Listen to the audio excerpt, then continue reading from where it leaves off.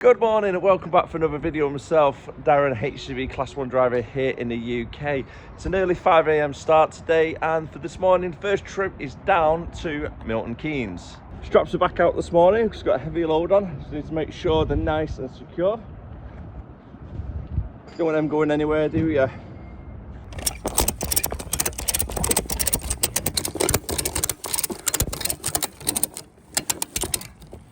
All the secure vehicle checks are done, and now the M6 is actually re-umping because it's closed this morning because of the roadworks.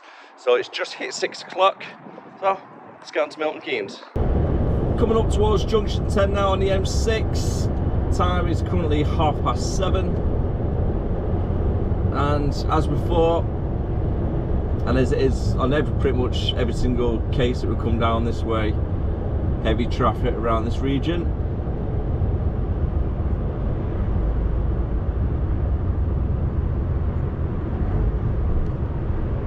Looks actually really heavy at the moment, doesn't it?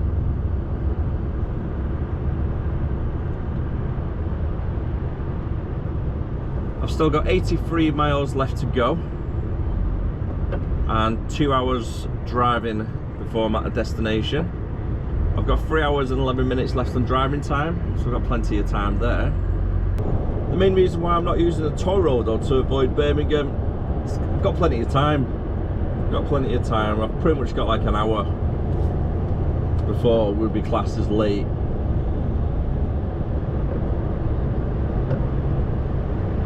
Because it is booked in for 10 o'clock, so if we turn up for before 10:30, we're good for the delivery. Earlier the better though. I'd rather be there at 9:30, which is saying on the sat-nav at the moment. So we get offloaded early to get straight onto the next job. I think that's booked in for 12 o'clock, I'm going to say off the top of my head. And yeah, that is in Buckingham, if I remember it rightly.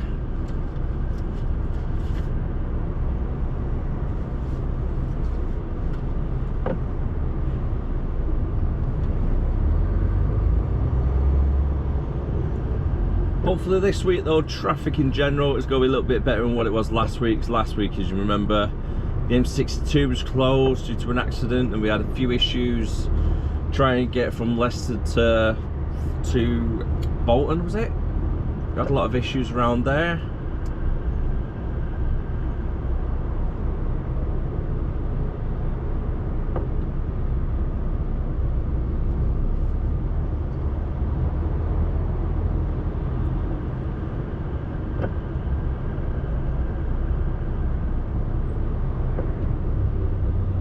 Could be a long one in the morning anyhow. You kind of get used to this type of thing though with this work. Part of the territory really, isn't it? Traffic, just expect it now.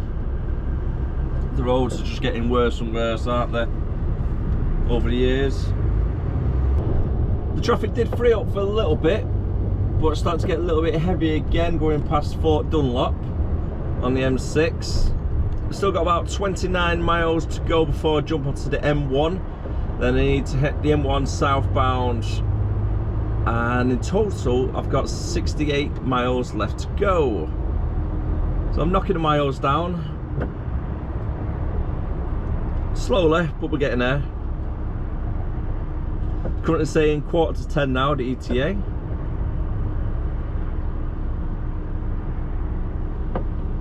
As long as I get there for before 9:30, as I said already, we're okay. Junction 14 just coming off now for the A509. I've got 8 miles in total left. Still saying getting there for 10 o'clock at the moment, and it's currently 20 to 9.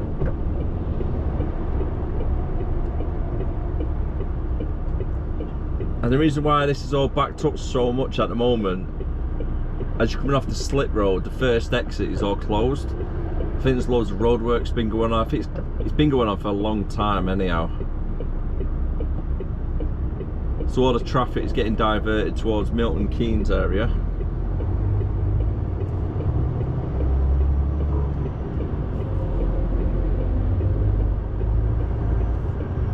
start seeing all the cars now trying to jump in the last minute like that BM just then.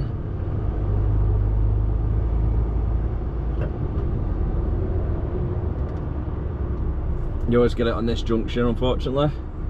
I've pretty much lost count now of how many roundabouts I've gone over since I left the M1. It's probably about the 15th.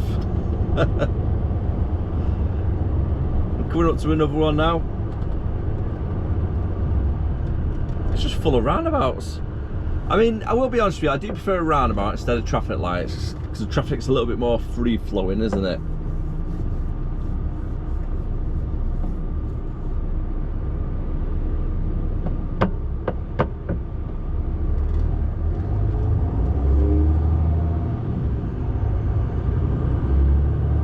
Get around there.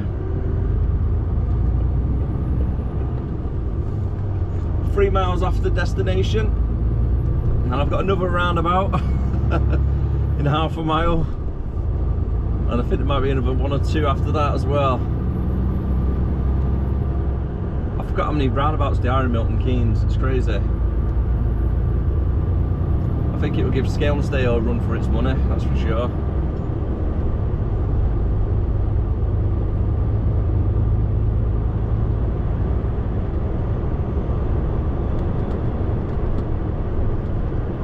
Fairly heavy traffic today, hasn't it, overall?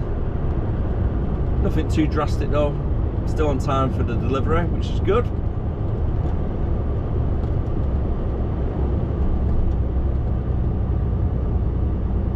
Now, roadworks over that way. Closed off a lot of the roads on the roundabout. I'm going this way, so that's alright. Another roundabout coming up. Oh, it's a double roundabout, this one. I'm going to the right, so it's just the one for myself. And just 2 miles off the destination now, so I'm nearly there. It's currently 5 to 10.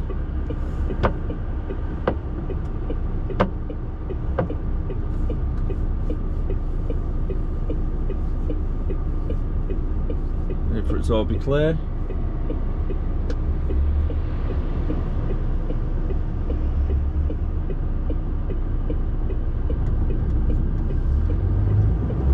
A lot of people flying around this roundabout though.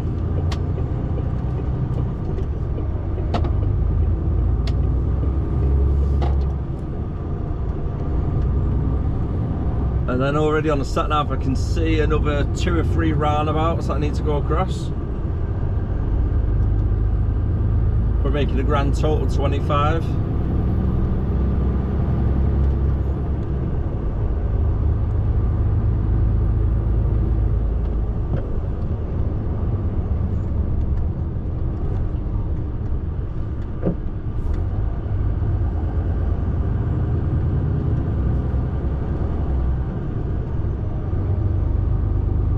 And straight across the next one, and then first exit and the one after that.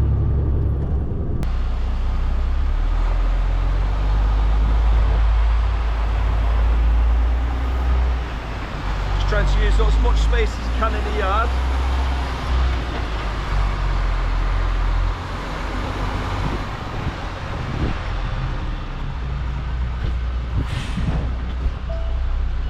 And I'm going on to Bay 51.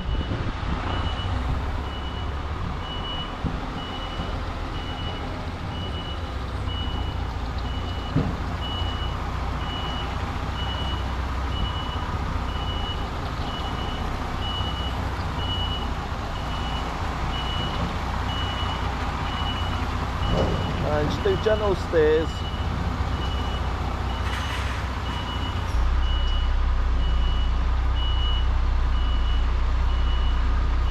And just take your time, that's the biggest advice I could give anyone.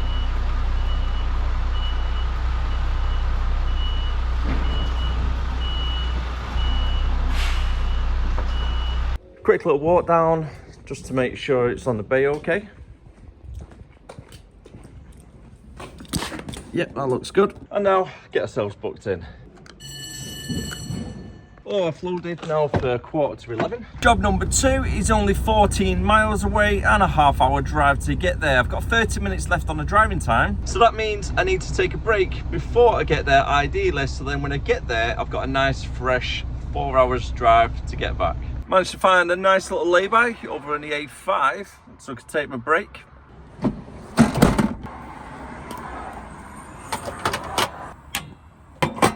And just in case you're wondering why my boots are over there, well, I don't like to get the rest of the cab dirty. So I always keep my boots over that side. And then that way the rest of the cab just stays nice and clean. Trust me, last thing you want is dirty boots in your cab. You just get dirty footprints everywhere, dust and everything, it's horrible. So keep them in the footwell or on your steps if you're not using them. For today's dinner, nice and simple, nothing too fancy, but it's one of these like pot noodle style, but they're called a noodle wok. So it's just one of these, add hot water to it, and yeah, it's pretty much the same as a pot noodle really. I always recommend keeping either a couple of these ones or pot noodles in your cab. You never know when you go get stuck on a loading bay and you won't have time to go out to get like any food or bring sandwiches with you. But if you don't have time in the morning to get sandwiches, at least you got a backup. If you ever do use the stove inside your cab, make sure you got it well ventilated, so windows down, sunroof thumping as well. And obviously keep it away from anything flammable or any electrics as well.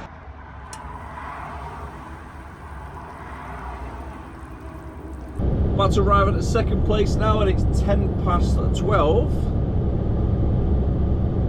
So again, making not too bad timing.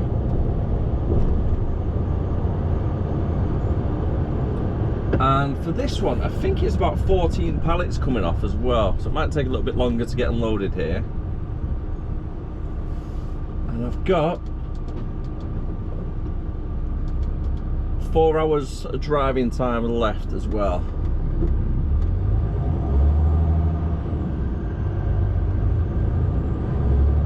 So I've got plenty of time to get back, there's no problems there.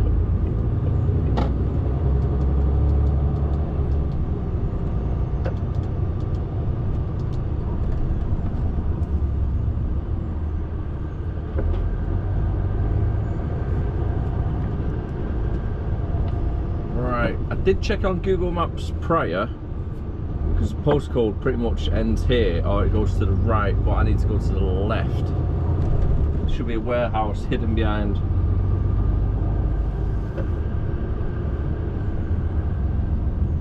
So I'm hoping it's this one.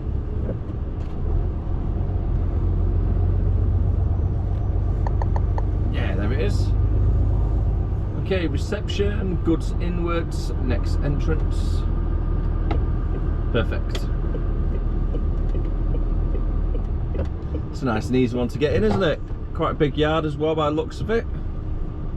Cool. Been sat here now for about 15 minutes. Rang the number, it was on the gate office because I don't have a manned security. I was like, yeah mate, yeah, I've got delivery for you. Is it yada yada? Yeah, it's from them. Alright, I'll be with you in about 5 or 10 minutes. 15 minutes later. Still waiting.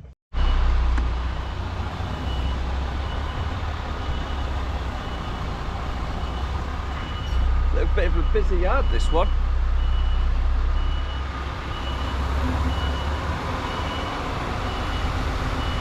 So I need to go into bay 4, wherever that is. I think it's one that's empty over there at the moment.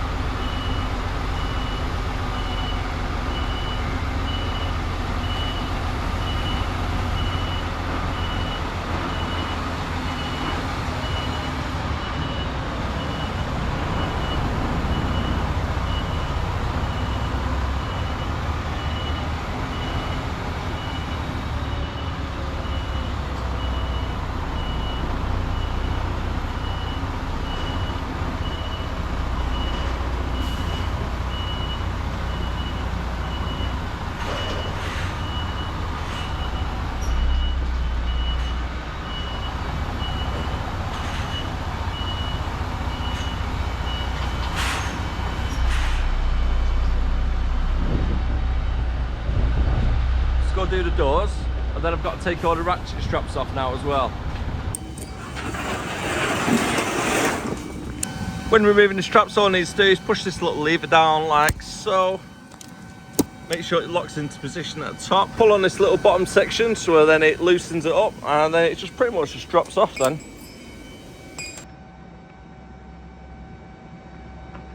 And feed it up. Then get the little gizmo out, like so. Connect it on, feed it through, and then one of these straps, it literally takes about 30 seconds if that. Nice and easy. I have got links down below, by the way, if you want to get one of these, but I would recommend, if you do purchase one, just get some tape on the bottom of it like there, like so, and then just tape it round, because there's a little bit of a bolt here that comes loose. So if you tape it up prior, then you have no issues with it. Other people in the past I've spoke to have always said that little bolt comes out and it breaks after so long, but put some tape over it, never comes out to start off with. So I've had this for about a year now, swear by it, honestly. Just glad though I've got a pillow and a nice comfy bed, and some places are just a little bit slower than some other places to get unloaded. The time is currently 2:45. Yes, that is right, 2:45 already. Now if you're thinking why is my hair all over the place and why do I look so rough, well, I've been asleep for about an hour.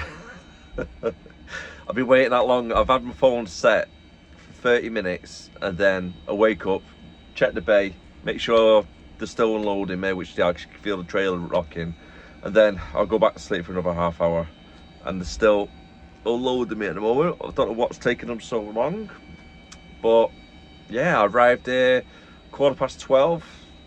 Tried to get out of the office, no luck at the moment, so I'm going to give them a call in a minute, just giving them the heads up, and I've got about a 3-hour drive back from where I am at the moment. Yay. Can't for the life of me think why it's taking so long though to get me unloaded today. It's a bit, I think it's the slowest that I've ever been unloaded, to be honest with you. For 15 pallets as well, and what it is, it's powdered milk, but the 25-kilogram bags. I'm thinking to myself, are they taking off bag at a time instead of the pallets? Time is done, and I've just come up to 3 o'clock.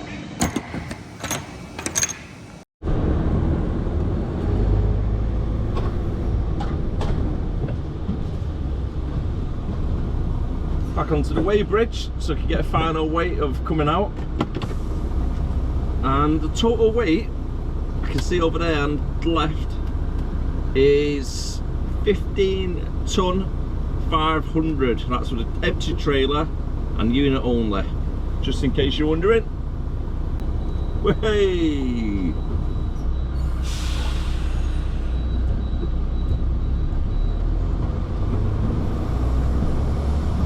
Total time to get back to the yard from where I am now.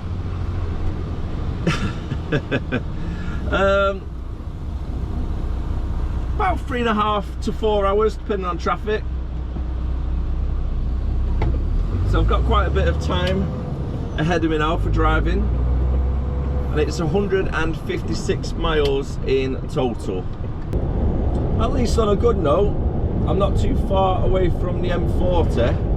So I can jump straight onto the M40, straight up towards Birmingham, and then I'm going to go on from the M42 to the M5, so I can try and skip out as much of the M6 part as I can. But however, it's always really busy, isn't it, around the M5 to the M6 junction, regardless if you're on the M5 or the M6 itself. So I'm going to be going that way, because personally I do feel it's a little bit easier. And I started at 5 o'clock this morning. So for a 15-hour day today is 8 o'clock tonight. So I've got plenty of time for the working time as well. I've got an hour and a half or so spare. And driving time, I've got 4.5 hours.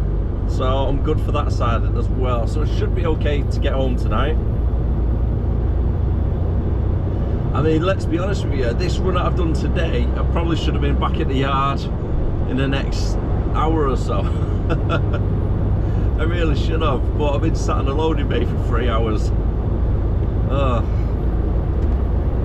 Luckily though, it doesn't happen all the time, and it's just one of them, isn't it really? You can't get yourself stressed out about part of the job, isn't it? It's the way you got to see it. And some days you get the short straw, some days you get the long ones. This one's one of the short straws, isn't it? Currently travelling on the A421 at the moment, trying to make my way towards the M40 motorway itself. I think it's only a couple of miles up here as well, so it's not too bad.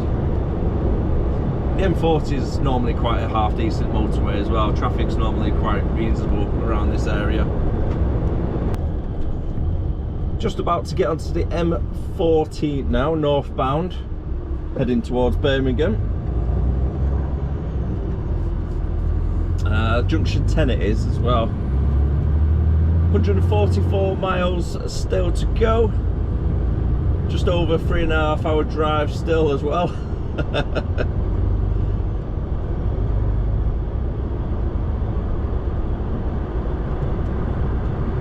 On a good note though, by the time I do get towards Lim area on the M6, it should be pretty clear. I should miss all the traffic around that region, so that's a good thing. Otherwise, if I get there for about 4:30, especially up till about 6:30, I'm probably stuck in traffic. So if I get there for about 6:30, should be on the back end of it, if not just missing it all. So slow down, let his truck on, because he's let me onto the motorway as well. Do a quick little flash, and then I can overtake them then.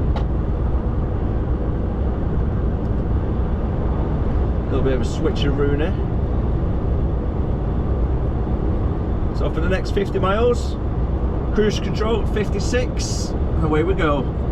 This is definitely how the motorways should be like, especially when it's 4:45.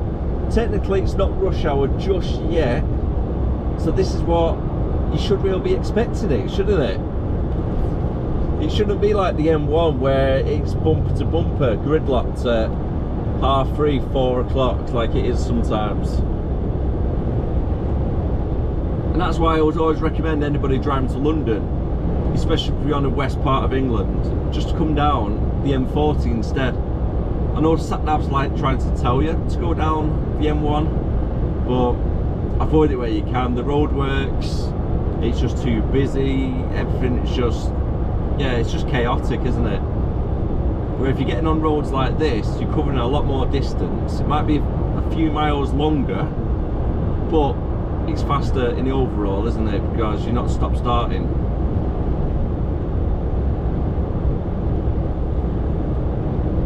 So we've got on just north of Oxford and coming up towards Banbury at the moment. And if you just continue all the way up for some amount of time, I'll then join the M5. So it's got about 43 miles still. Roads like this, I don't mind it. That's not something you see every day. A cyclist, yeah, a cyclist on the M42, just casually walking down with his bike. Kind of makes you think, really, whereabouts did they get on the motorway? And that's really dangerous. Don't be riding your bike down the motorway. That's the first time I've ever seen that happen before, anyhow. Yeah, I'm lost for words there. You see a lot of things on the road, but never seen somebody with a pedal bike.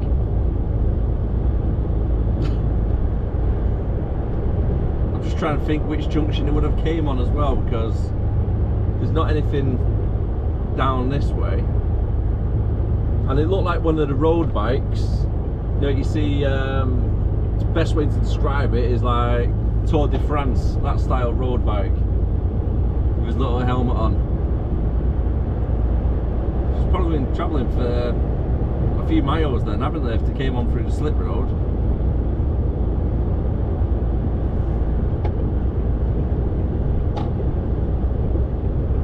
Crazy. M5 as well. I've got 4.5 miles of this. until I get onto the M6. I've got 82 miles left in total to do, and I need to try and get over towards the middle lane just so I can try and free some space up for all the cars what I'm trying to get on at the moment. And it's the middle lane and the far right lane which split off to M6 North, whereas this lane I'm in now goes to M6 southbound. So in about a mile or so I'll try and get over nice and early. It's always busy around here though, unfortunately.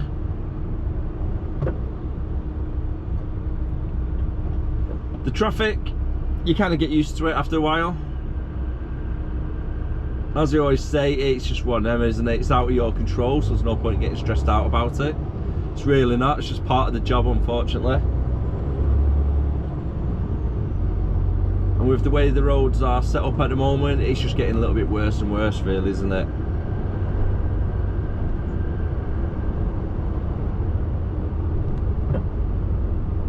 And I've got to say, a contributor towards it is during rush hour times, the lowering the speed limit to say saving the planet, but it's making more pollution in the long run because cars are going to be going slower and getting stuck in traffic congestion, which then obviously pollutes the air a little bit more. So it's one of them, as long as what it is broad. I suppose you can argue for both sides of it, to be fair. But the way the roads are at the moment, they are just getting busier and busier. And not just at rush hour times, it's pretty much throughout the day now. Especially some of the old time drivers as well, who've been on the road for like 20, 30 years. If you speak to some of them drivers, they can tell you 20 years ago the roads were completely different compared to these days where it's just traffic, isn't it? Oh well, like I say, one of them. You gotta crack on with it, try and do what you can. Okay, I've got one here now for everybody that's watching. This building here on the left hand side, does anybody know what they're building? Because I've been watching it grow now throughout the years, and I'm really intrigued to know what exactly they're trying to build. It looks a little bit like a factory. At first I thought it was going to be apartment blocks, and then they started adding chimneys and then adding the shape of what it is right now. Just looks really odd. So it's right, okay, it's not anything residential, it's going to be something industrial, isn't it? So has anybody got an idea what it is? Because it is absolutely huge. It really is. And if you compare it to some of the buildings what are on the left hand side right now, they're normal warehouses. So that is about as high as these apartment blocks up in the distance that you can see. It's a big structure, isn't it? But I don't have a clue what it's going to be. I have no idea. Do you? Been driving now just coming up to 2 hours, and it's just gone 5 o'clock and I'm about to get onto the M6 northbound. Doesn't look too bad considering. Now, I don't want to jinx myself, I really don't want to jinx myself, but it's not as bad as what I was expecting, to be honest with you. Which is good. It's a good thing, this. It's going to be quite heavy until I get past Hilton Park services. Then it should clear up a little bit. I reckon I'll be at Stoke for around 20 to 6. And then I'll be back at the yard around 6:45, sat-nav's currently saying.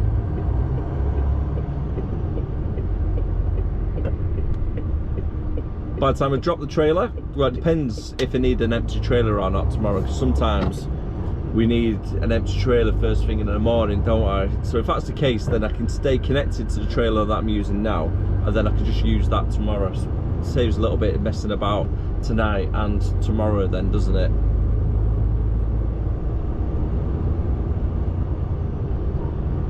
I'll find out a little bit later on what I'll be doing tomorrow.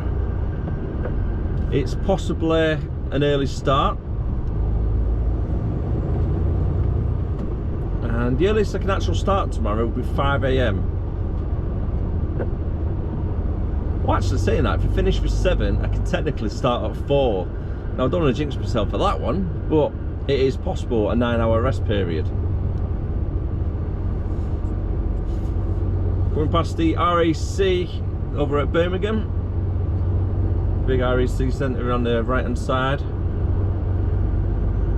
And it's junction 9 for Wednesbury. Starting to go dark already as well. It's currently 20 to 6. I've still got an hour left on driving, going to the sat nav, and on the tacho I've got 2 hours and 7 minutes, so I'm alright for there still no problems. I've spoken to the office already, and tomorrow I'm starting at 4:30, so which means it's going to be a 3:30 get up tomorrow. Lucky me, lucky me. Oh well, so it's going to be a reduced rest tonight. I won't have to increase my driving time, so that's alright for there. So I'm going to make a note on the driving hours that I keep like a little log of, to make sure I keep on top of reduced hours, etc., to make sure I'm not doing too many. I would recommend doing it yourself. If you use an Apple iPhone, an easy way to do it is on your Apple iPhone you've got something called numbers, and with that you can make yourself a nice little spreadsheet, so you can put your start time and then your finish time, and then you can have formulas as well to work out the difference it is for how long you've been working, and then how many hours you've done throughout the week, etc. And you can just make it a lot easier for you then. So myself, what I do is load up the file, and then I've got Monday to Friday, and then I've got it all the days for the month.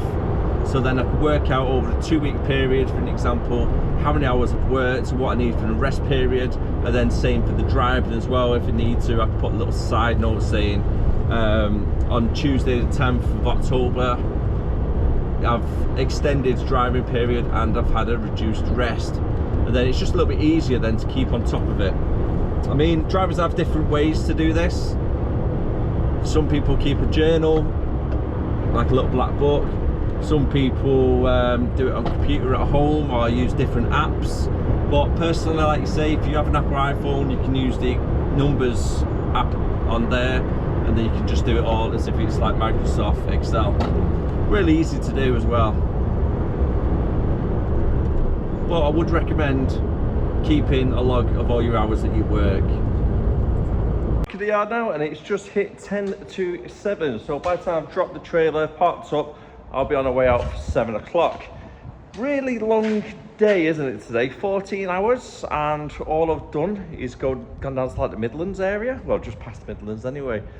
And Milton Keynes, shall I say, not the Midlands. But yeah, it just feels it's taken a lot longer than what it should do, but then you forget, driving from Warrington to Milton Keynes area, you're looking nearly 4 hours drive because of the traffic on top of that, and it just doesn't look that far on a map, does it, sometimes when you look at it?